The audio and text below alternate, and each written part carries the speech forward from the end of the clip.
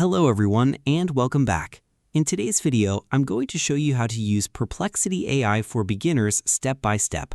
Perplexity AI is a free AI search assistant that helps you find answers, summarize information, and do research with sources. So let's get started. First, open your web browser. Next, go to the Perplexity AI website. Then, sign in with your Google, Apple, or email account. Once you're signed in, click the New Thread button.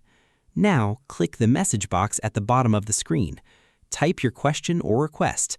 Then, press Enter or click the Send button. Perplexity AI will search the web and generate an answer with links to its sources. To ask another question, simply type a follow-up message in the same chat. If you want to upload a file, click the Attach button. Select your document or image, then ask Perplexity AI to summarize, explain, or analyze the file.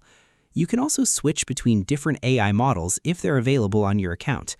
To start a new conversation, click New Thread. And that's it. You've successfully learned how to use Perplexity AI for beginners. Thanks for watching this video. If you found this tutorial helpful, don't forget to like, subscribe, and turn on notifications for more AI tutorials and tips.